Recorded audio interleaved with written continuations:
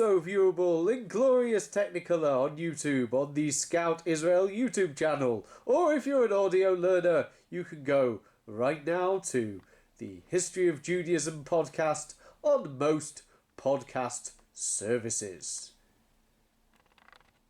Quick disclaimer, the following podcast was made mostly during the period of lockdown.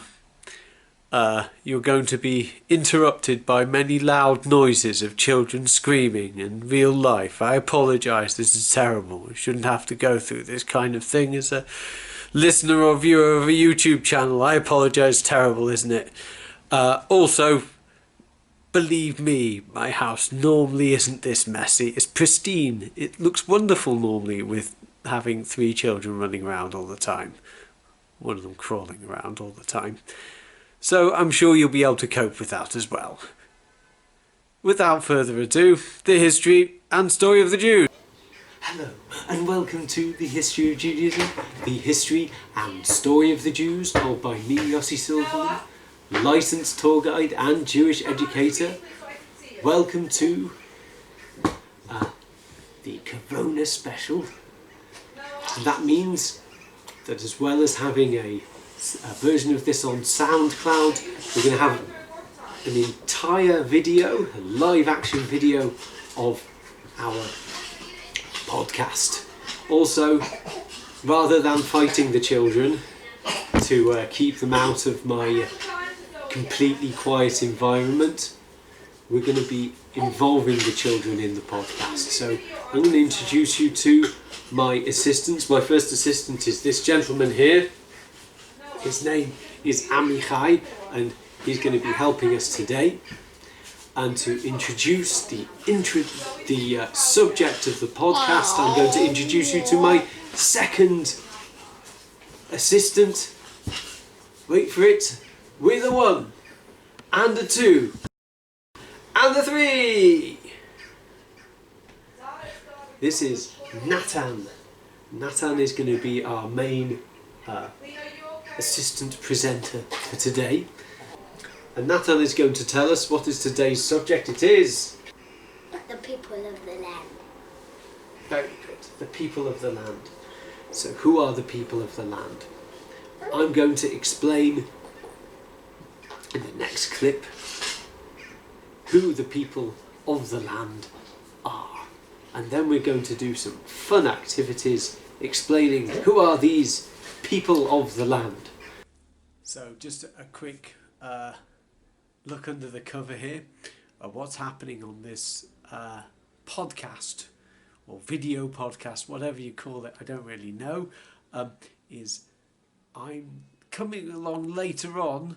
Normally I don't tell you how the production works, and I'm going to stick the bits together so the kids don't really have to listen to an incredibly interesting narrative about ancient peoples.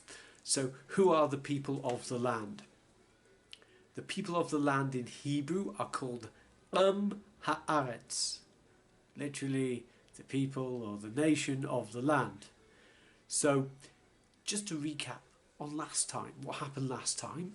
Last time we discussed the King Josiah, how he died in an unfortunate battle, and then his son Jehoahaz was enthroned by a group called the people of the land, Haaretz, and then he's deposed again by Pharaoh Necho. We're going to talk about that a bit later as well, but we've just encountered a new character, the people of the land. Why bother talking about people of the land? Why can't we just focus on kings? Why can't we focus on kings and princes and important people? Isn't history that? Kings, princes, important people, dates? No, at least not in my opinion. History is also you and me. History is also, take a random example, how people lived during a plague. That's also history. It's not just Donald Trump. It's not just Benjamin Netanyahu. It's also Yossi Silverman and his kids. That's also history. Equally so, history for our purposes is also going to be these people of the land. They're a character in the text. we're going to assume that it possibly means the rank and file people in the country. It doesn't necessarily mean that, by the way. It could also mean maybe some kind of landed gentry. They seem to have a lot of power. Or it could equally be, as in France, in pre-1789, there was 3 different groups controlling the country, known as the estates. And one of the estates was the peasants. And they had a say in who the king would be, at least in theory. Became more practiced in France in 1789. So there's the different possibility of who the people of the land are. We honestly don't know who they are, but we're going to suggest that there's something to do with people living in the countryside, people working the land. You might say, well, who really pays attention to that nowadays? Well, I'll let you into a little, now not so much of a secret, something that has been happening to me for the past 8 months. You might be well aware that this is coming out during the time of Corona. So normally I introduce as myself as Yossi Silverman, licensed tour guide. I'm still a licensed tour guide, but there is no work to be done in that field in Israel. So what have I been doing? I've been working in archaeology. I'm not actually a licensed archaeologist, but to make it very, very clear, I'm not an archaeologist. I do have a layman's knowledge of history, and that's why we have this podcast. But I have been having some more hands-on experience of archaeology. And again, I'm not going to go into that so much because really, you might well understand that somebody who spends their life studying and working in archaeology, it's really down to them to take the credit for that. But I will say that some of the archaeology I've been doing has been agricultural archaeology, focusing on how people lived. And specifically, people in Judah, you can understand that the topography is very hilly, and people don't live on nice flat fields and have farms with a nice flat cornfield on it. No, they work on the side of mountains on what are called terraces. I've been working excavating a terrace fairly recently. So that's what we're going to be talking about. These people of the land. Who are these? It's very important in understanding who are the Jewish people and who are they. And who definitely aren't they, because you can also define somebody as who they aren't. How do they live? What do they eat? What kind of houses do they live in? And what role do they have in our story? That is what we're discussing today. As I've said, tour guide without work. So if you want to show support for this channel, please like, please subscribe. If you're on SoundCloud, please subscribe. I don't have that many subscribers and I do need subscribers. Please share this with your friends. Please comment. And what I'm going to go into at the end of this show is that if you expect it to carry on, as I really do, you really must contribute monetarily because this is actually starting to take a monetary toll on me personally. So if you enjoy this podcast, it doesn't have to be a large donation, but at the end of the podcast I'll explain how you can contribute in a small way and also what might happen if you don't. Not that I'm threatening anybody, but there's certain consequences to me not gaining some monetary support for this podcast. So the first question we're going to ask is, where do people live? People live, as this map is showing us right now, in the area known as Judea, as we've been discussing right from the beginning of this entire series of podcasts. But this is the area of Judea. Specifically, when we're talking about these ancient Israelites in the Iron Age, we're talking along this central mountain range here. And also a little bit on this foothill area, the lower foothills, known in Hebrew as the Shvela. And what we're going to do right now is we're going to have a look at a state-of-the-art diorama or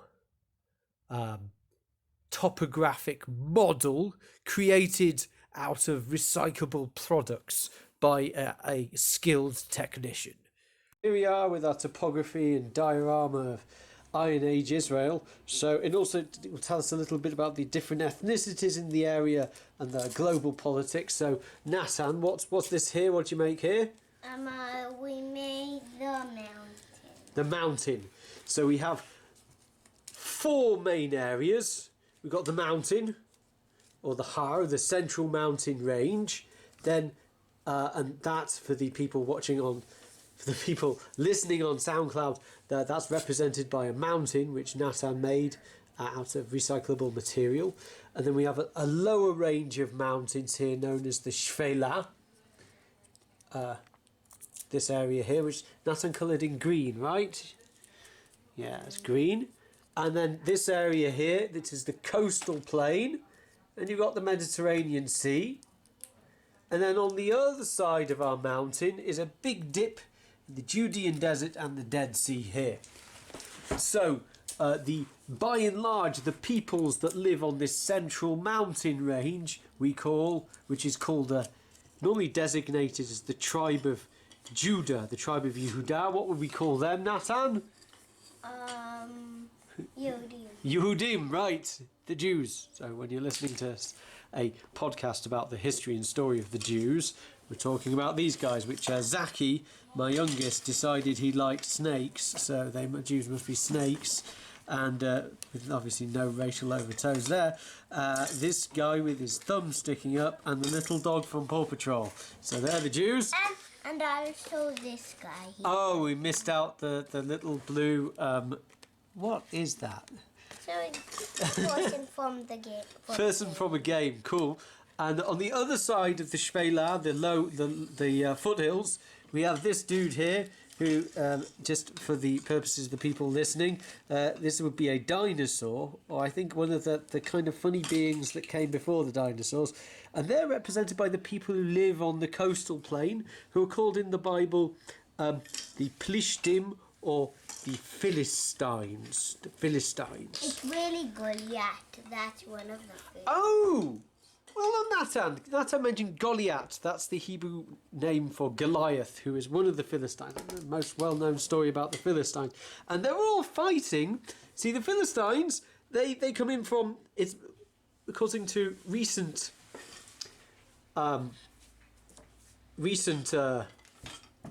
academia...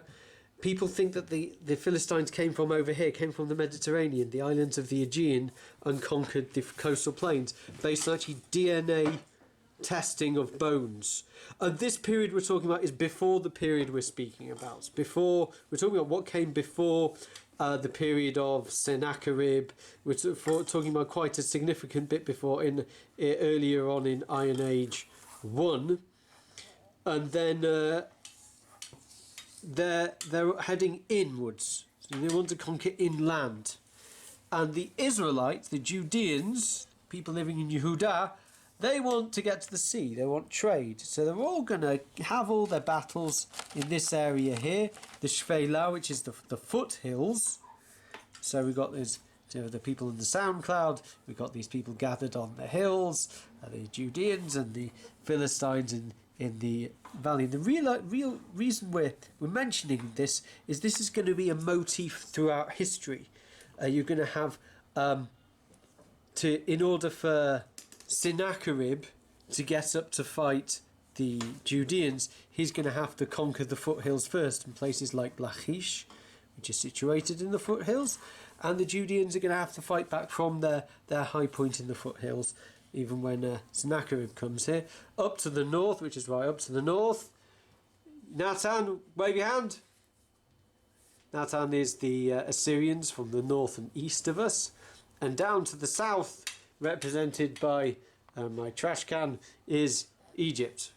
So Egypt is further south. Actually, I'm Egypt, sorry. Not my trash can. So here we go. I'm Egypt. And that's the again? Assyria. What's Syria? The Ashurim in Hebrew. Don't worry. Not important for this here. So this is where... Why can't I be all the way down at Antarctica?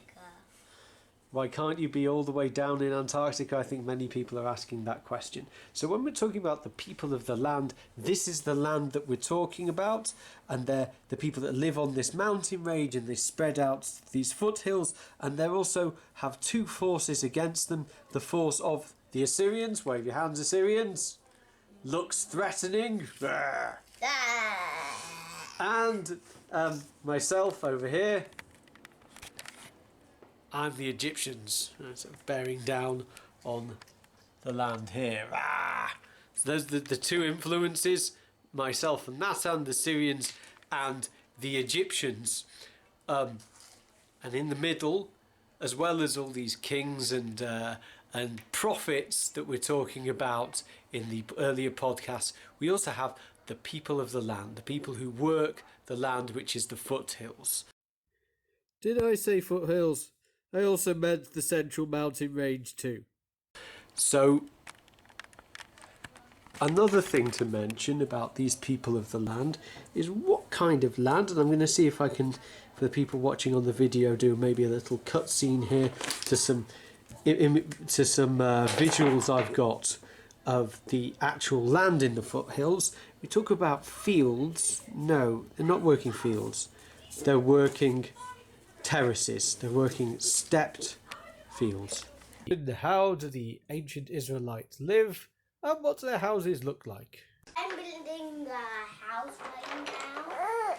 So Is that a 4-chambered Israelite house you're building? yes, and For the benefit of the people listening to this on SoundCloud, the kids are now building out of wooden blocks a 4-chambered Israelite house. These are the kinds of houses that people lived in 2,700 years ago in the Levant, the people that we're going to call the people of the land, or the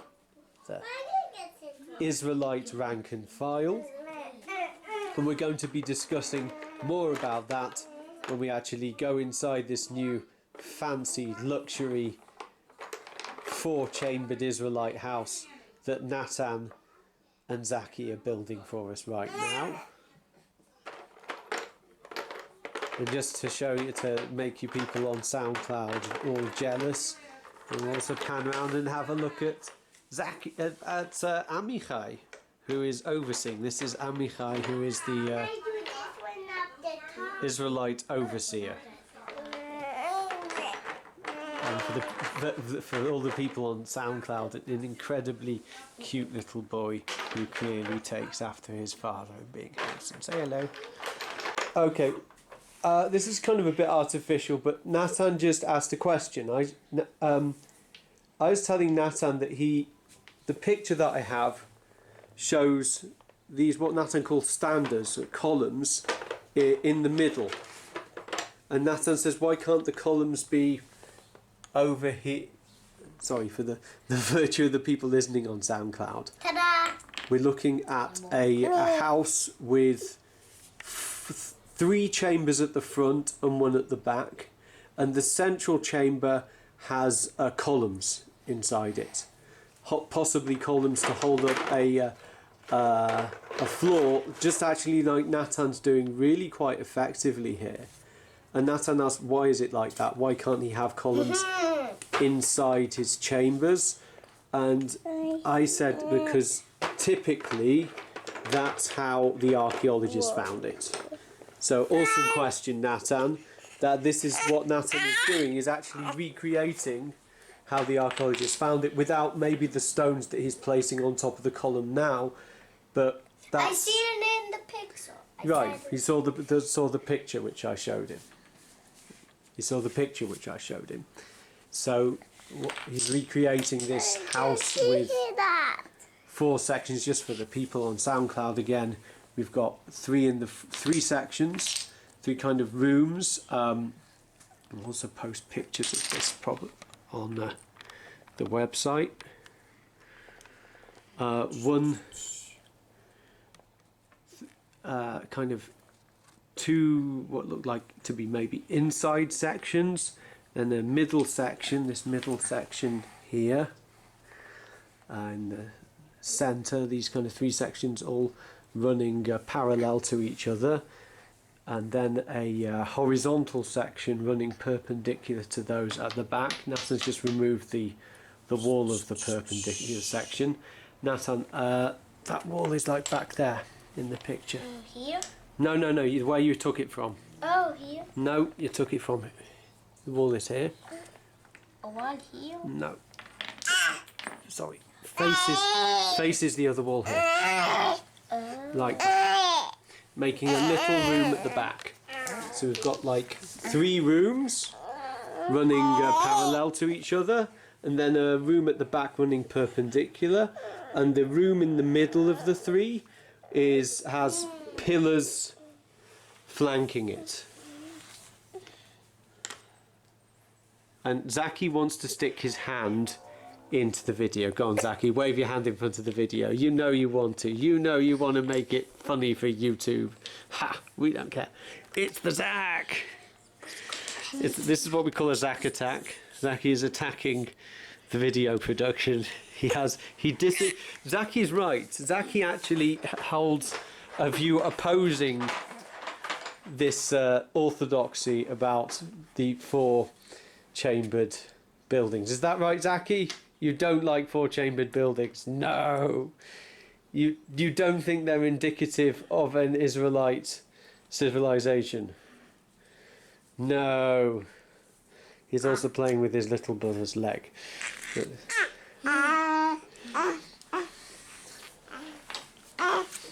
So there we go. Now, Nathan, can I just show one thing to the people watching? For the people watching, all the archaeologists tend to find, at most, is something like a little bit like this. They find the bottom of all these walls. They don't necessarily find. They don't necessarily find what's on top of the pillars. These pillars here. And they don't necessarily find the walls as tall as this. But they recreate from the bottom of all these things what Nathan's doing right now, which is Nathan is saying maybe there were stones on top of the walls and stones on top of the pillars. So the rain won't come out. Of course, also they find fallen down stones, implying there was some kind of ceiling maybe on top of the pillars and the walls. There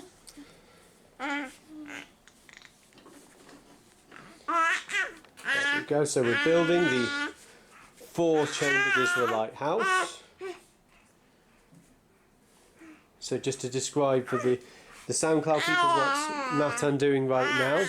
Nathan has built the 3 chambers running parallel to each other, and then he's covering the top of the 2 chambers on the edge of the 3 with stones also making a roof, and the stones connect from the wall of the end of the each chamber of the 3 to the pillars of in the flanking the 3rd one, making also the 3rd chamber a kind of courtyard. So you've got a courtyard in the middle and some kind of room at the back, which we're not entirely sure what they did with, and then these this is the entrance. There's second story right here, and then they put this block into here. That's right. Actually, what Nathan said there, that is a common archaeological theory, that there's like an entrance into the courtyard. Into here? Oh, possibly into there and there. Okay, fair enough. Make that. Let's make it. And so we were talking about the people of the land, and the people who have a lot of influence. Maybe they're like landed gentry or farmers who have a say in who will be king. This is how they live. They live in these little 4-chambered villas almost. They call them 4 chambers houses. They're kind of a 4-chambered villas. we mentioned how these Judeans, they live on the terraces. So the hill across the way, you can see it's kind of stepped. These steps cut into the hills. Those steps cut into the hills, those are terraces. Not even sure how old they are, but some terraces we have in this area are well over 1,000 years or 2,000 years old. Some of them, I believe, even going back to more than 3,000 years. And that's how people farm in the area of Yehuda. And they're very much limited to eating things which grow on terraces. Olives. The Bible talks about 7 different kinds of fruits. Pomegranates, grapes, dates, figs. They drink wine. They do have limited capacity for growing grains. So they also trade and buy grains. So they eat bread. Most likely some kinds of flat bread they eat. Most basic kind of oven which has been found for making flatbread. One is called a taboon, but this one here is called a saj. It's believed there are 2 different kinds of ovens for making bread. One which is actually a kind of physical oven area, kind of pit where they would stick the bread to the walls of it, and this thing here, which is a kind of upturned shield type thing, almost like an upturned wok. And this even exists still today. Making bread, very much a bread-eating culture. But definitely ate some kinds of meat. There's a whole debate about pigs. In a lot of the academics argue whether or not they ate pigs. The certainly thing is true, they certainly eat less pigs for obvious reasons, for reasons of Jewish dietary laws. They eat less pigs. And lastly, there is in certain Iron Age 2 sites, most notably in the city of David, evidence that the people of the land eat fish as well. They trade with the coast, maybe they trade with these Philistines, and as well as these grains and fruit and olive oil, they also eat a little bit of fish that they can trade, maybe the rich people there. Okay, so we're now going to do the 1, maybe 2-man play of the story of Jehoahaz and the people of the land, the Haaretz. So, Nathan is playing the part of Jehoahaz. Wave your hands. The King Jehoahaz. His father, Josiah, dies. Look sad, Nathan, your father dies. And so he is crowned King Jehoahaz. Yeah, King Jehoahaz. And everybody is happy. The people of the land rejoice. Zaki, rejoice by waving your snakes in the air. Wave your snakes in the air. Yes, the people of the land rejoice. But then, shock horror, the evil Pharaoh Necho comes. So I'm Jehoahaz now because Nathan wanted to be the evil Pharaoh Necho. So the evil Pharaoh Necho comes. Oh no, it's the evil Pharaoh Necho! He is going to carry me in chains away to a place called Ribla. I'll carry you away to the Ribla. Oh no, not Ribla. And in his stead, Pharaoh Necho placed Jehoahaz's brother, Eliakim, to be king instead. And you can see here that Eliakim is very Egyptian-like, waving his snakes in the air. And so, instead of Jehoahaz, Necho made Eliakim king and placed a heavy tax on all the people of Judah. Take it. This would be the placing of a heavy tax. Don't ask me what that's a placing of a heavy tax. And so, the people of the land, the Haaretz, were oppressed by the Pharaoh Necho. The end. So let's sum up. What have we done so far? So far we've discussed who are the people of the land. We've talked about them both in terms of Israeli society, possibly being like almost another estate, as in France pre-1789, another section of the society with a powerful say, or maybe not, maybe that's just my idea. We've talked about where they live, how they live, what they live in, what they eat. We've talked about their role in the story. We've talked about them being the decisive factor in bringing Jehoahaz as king. But what I haven't done is tell you why on earth am I even talking about them. And I think that's a brilliant way to conclude. We're going to jump into the future. And if we jump into the future, you'll see that the Judean society is actually clearly split into two different groups. The kind of leaders, the officers, the princes, the king, the kingly family, and the people of the land. How do we know this? Because after the destruction of the first temple, that we're hopefully going to be able to talk about, the Judean hierarchy is carried off by the Babylonians, not the people of the land. The people of the land stay. When we're talking about Pharaoh Necho exerting attacks on the land, he's attacking the people of the land. There's going to be definitely a split in the society between the leadership and the people of the land, and also this is going to come out when the Babylonians eventually come to invade. So we've set the people of the land up now as a force and as a character.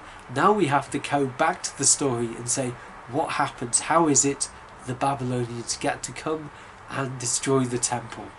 This isn't the last podcast. This isn't the last podcast because of your help. You might have heard that I am a tour guide. Obviously there's no tour guiding to be happening right now in Israel. So what I need your help with is help actually financing this podcast. I have various outgoings associated with the podcast, which I can't in good faith, as what you've seen as a responsible father, pay for the podcast and then pay also for outgoings with my family. I need your help. I need you to join this podcast by either going to ko-fi.com/scoutisrael or patreon.com/scoutisrael and contributing. Otherwise, I cannot make a next podcast. The next podcast that we together will be making will be on the beginning of the fall of the House of David. And you're going to be helping by again going to Patreon and Ko-Fi, and also remembering to like, to share and to subscribe. This has been the History of Judaism.